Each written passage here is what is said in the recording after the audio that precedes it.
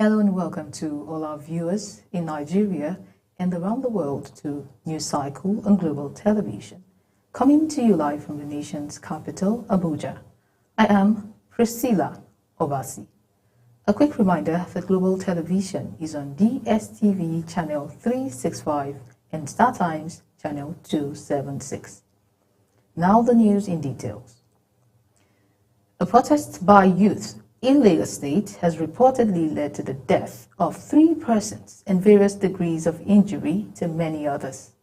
The incident, which occurred at the Elemoro area of Lekki, turned deadly as protesters, mostly youths, took over major roads onto Onosa community.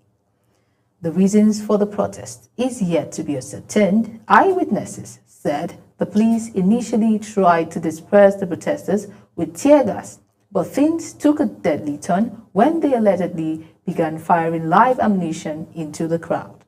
The Commissioner of Police, Lagos State Command, CP Olorundare Jimo, promptly responded to the incident by personally leading a detachment of officers to the scene.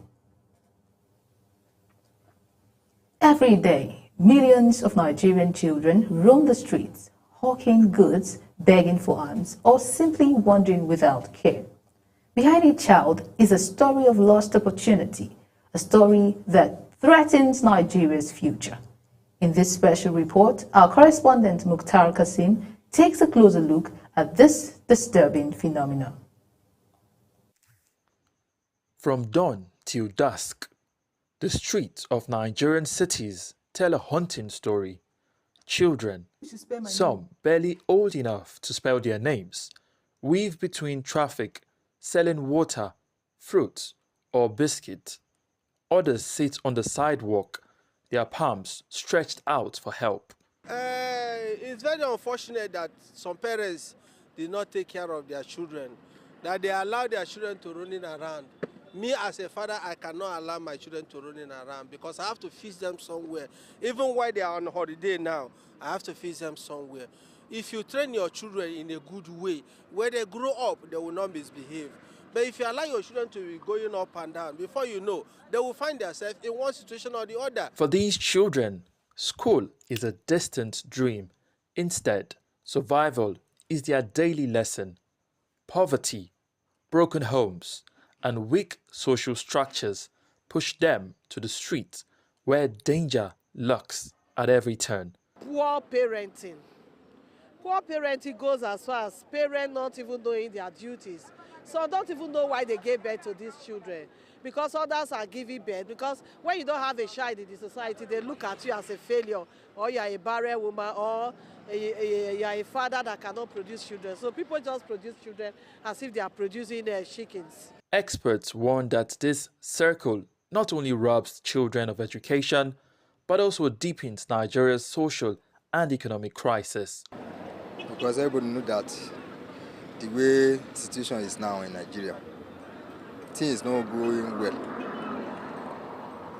So every parent are just managing their life because of the economic of the country. The Nigerian government has introduced policies aimed at universal education, yet implementation gaps remain. Advocacy groups insist that stronger enforcement and community involvement are crucial. UNICEF estimates that more than 10 million Nigerian children are out of school, the highest number in the world. Each child on the streets today is a stark reminder of promises unfulfilled, and unless urgent action is taken, the nation risks raising a generation trapped in poverty and neglect. Mukhtar Kasim, reporting for Global Television News. President of the Senate, Godswill Akpabio, has lauded President Bola Tinubu for promptly approving the release of funds for constituency projects nominated by lawmakers across the country. Akpabio said the prompt approval and release of funds to various contractors handling projects in the constituencies has made it possible for lawmakers to have something to take home to their constituents. Topsy Gimba brings us more. Senator Akpabio said The prompt approval and release of funds to the various contractors handling projects in the constituencies has made it possible for the lawmakers to have something to take home to their constituents. The Senate President, who was represented by his wife, Unorma Godswill-Akpabio, at the various commissioning sites, thanked the people of their support for him and the party in 2023. He urged them to continue to stand by the party and President Bola Tinubu, as well as replicate same for all APC candidates in 2027. I would like to thank the President of this great nation for making it possible for National Assembly members to attract projects to their various constituencies. We can't take it for granted. May God continue to keep him, protect him as he serves this country. Speaking at the ceremony, member representing Ikono Inni Federal Constituency, Emmanuel Okpong-Udo, thanked the Senate President for citing the 8 classroom block in his constituency, assuring him of the total support of the people of the Ikeno and Ene local government councils to the party and all its candidates in 2027. All these projects wouldn't have been possible if through the National Assembly support given by Dr.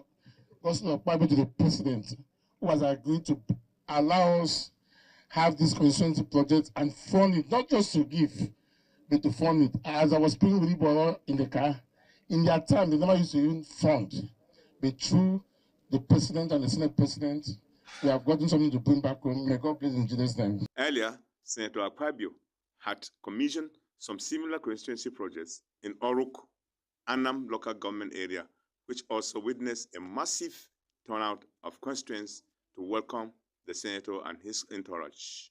Topsy Gimba reporting for Global Television News.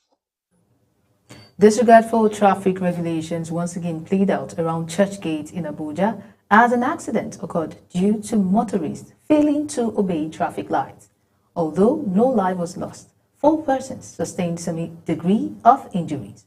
Samuel Odi was on the scene for Global Television. Eyewitnesses say the crash happened when a commercial driver, in a bid to beat the red light, rammed into another vehicle that had the right of the way. The collision left both vehicles badly damaged and caused a gridlock in the area. Passerbys and emergency responders quickly moved in to rescue the injured, who have since been taken to the hospital for treatment. Officials of the Federal Road Safety Corps have continually been carrying out public enlightenment campaigns reiterated that the dangers of ignoring traffic rules, stressing that strict obedience to traffic lights could prevent endless accidents.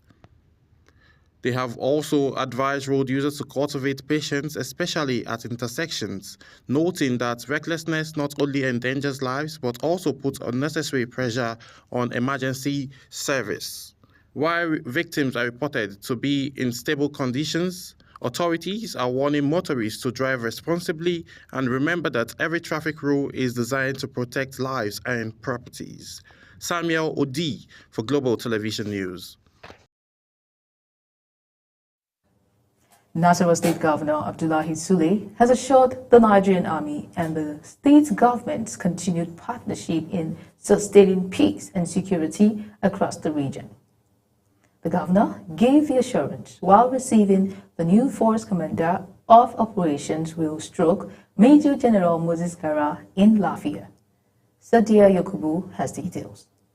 Nasarawa State Governor Abdullahi Sule received Major General Moses Gara, who officially assumed duty as Force Commander of Operation Will Stroke in the state. He says the military's renewed use of non-kinetic strategies will further boost ongoing efforts to curb insecurity, not only in Nasarawa but also in neighboring states. We have a partner on us, and I commend you that since you came, you have been on top of it. And one area you have mentioned is about information, because as you said, security officials are completely blind without information. So that intelligence you can get from so many sources. And one of those sources is just within your own other security agencies. They are able to share a lot. And I have met several times with the CDS General Musa, and he has also mentioned that, that we must continue to approach things, non-kinetic, because we cannot continue to see it purely as kinetic. In response, Major General Moses Gara pledged to consolidate security operations across Nasarawa, Benue, and Taraba State. He also spoke on the recent attack in Yelwata, Benue State, assuring that investigations are ongoing to avert similar incidents. Force Commander commended Governor Sule for his consistent support to security agencies, describing it as vital for sustaining peace and stability in the state. We've had the Yelwata incident on June 13th and 14th, 2025, and it painted us in very bad light. But of course, there has been extensive investigations. We have drawn lessons from that, and we have put in place very active measures to ensure that we don't witness a repeat of such. In that regard, everywhere I found myself, I've always made the case to solicit the support of the good people of Nasarawa State. They have been, of course, very highly cooperative, and that speaks to the very peaceful, relatively environment we have here in Nasarawa State. The visit was rounded up with the commissioning of Sector 2 headquarters of Operation Wheelstroke in Lafia. Sadia Yakubu reporting for Global Television. A sector once known for excellence is now grappling with understanding, low morale, and a flight of academic talent. Nigeria's public university system is facing what experts have described as a slow-burning collapse. Our correspondent, Sadia Yakubu, reports. Nigerians' academic pay is among the lowest in sub-Saharan Africa, a reality contributing to mass brain drain. A recent survey shows that over 40% of Nigerian lecturers are seeking opportunities abroad. They teach future doctors, engineers, and presidents, but many of Nigerian university lecturers are barely surviving. Yeah, because it's a setback. Imagine you're supposed to graduate this year. If we go on strike, we end up graduating next year. So lecturers are angry, frustrated. Sometimes students in public universities go for weeks without classes because of one strike or the other. Nothing to do, just sleeping and waking up. I'm supposed to be done with my school, but the frustration, the regrets, the money you will see come back and spend and everything is not helpful. So I'll beg them, they should not even go on strike. Senior lecturers and professors at federal universities are paid less than what many other workers from other ministries, departments, and agencies are earning with other entitlements. ASUU strike does a lot of delays on the schedules, on the calendar, and I wouldn't like to experience such a thing because with the current school calendar, we are very fast. The Academic Staff Union of Universities, ASUU, has gone on strike over 15 times in the last 20 years, demanding better funding and fair wages. We acknowledge the concerns of the lecturers and also students. Salary review must follow national economy realities, but government is working on a sustainable wage structure. With rising inflation, poor facilities, and global competition, Nigerians' best mind are leaving not just the classroom, but the country. As the country debates minimum wage and economy reforms, one question remains: how can Nigeria afford to neglect its universities and the people who are powering them? For a nation that prides itself on being the giant of Africa, this is more than an academic issue. It is a national emergency. Sadia Yakubu, Global Television. You're watching the live broadcast of News Cycle. News Cycle returns with the United Nations chief warning of nuclear test threat, urges global action. Details coming shortly, plus business and sports stories on the other side of this break. Please stay with us.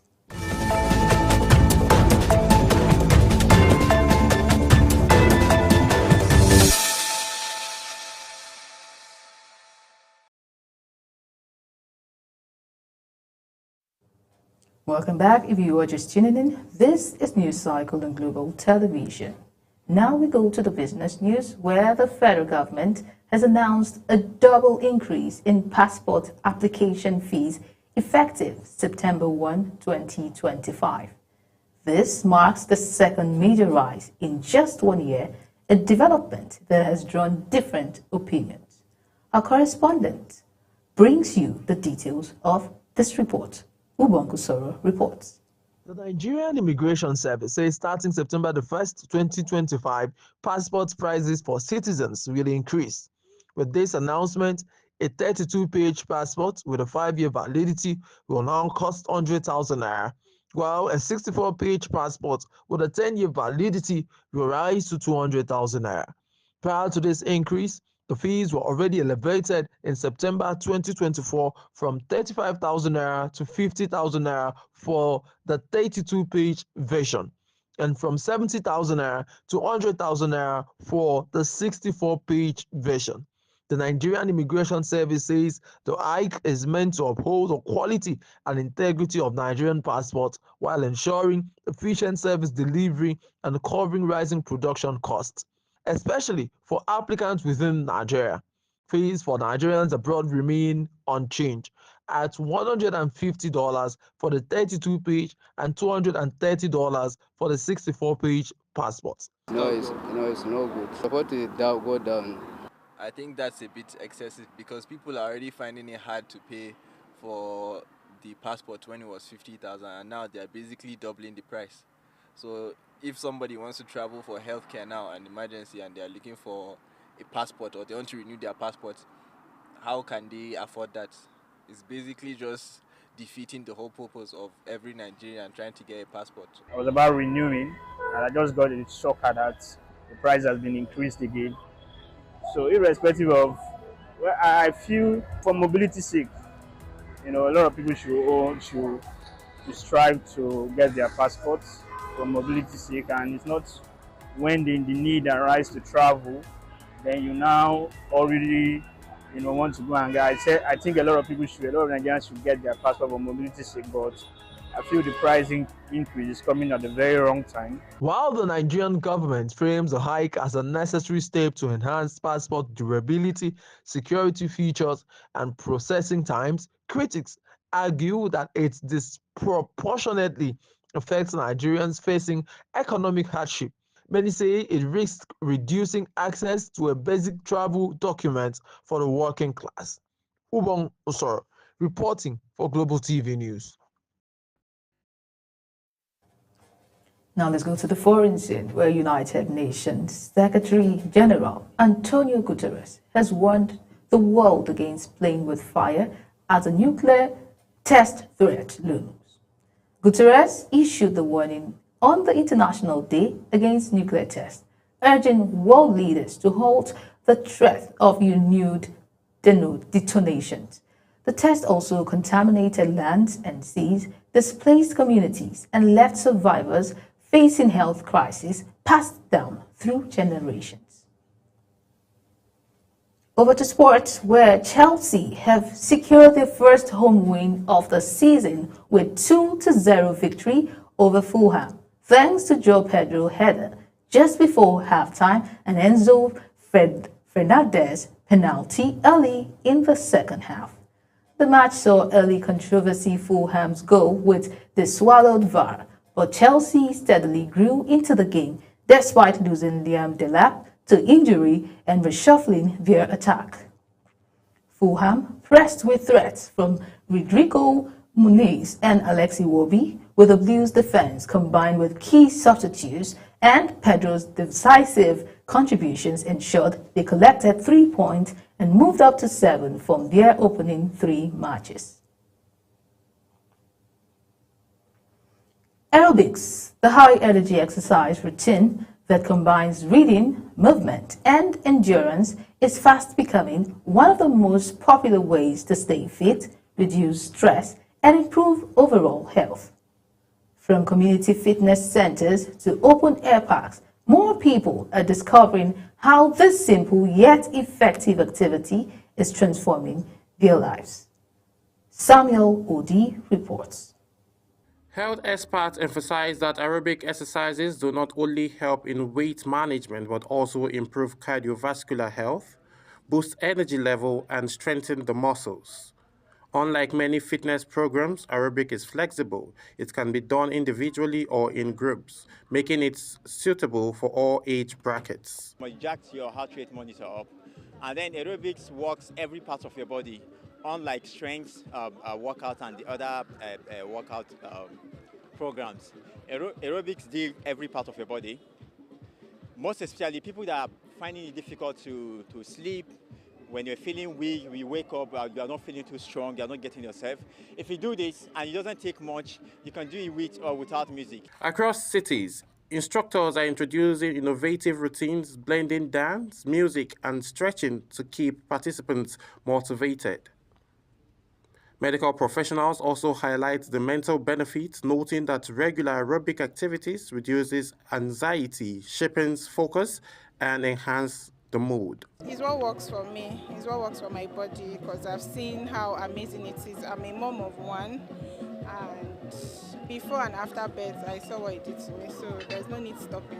So health-wise, I think it's good. This might not work for you. It might be taking a walk or something, but just do something that, makes you active every day. With rising awareness about healthy living, aerobics is proving to be more than just a workout. It is a lifestyle which brings communities together through movement and rhythm. Samuel Odi for Global Television News. And that is it on Global TV News Cycle. A quick reminder that Global Television is on DSTV channel 365 and Star Times channel 276. Kindly follow us across all our social media platforms now showing on your screen using the handle @GlobalTVNG. I am Priscilla Obasi. Thank you very much for watching. Good evening.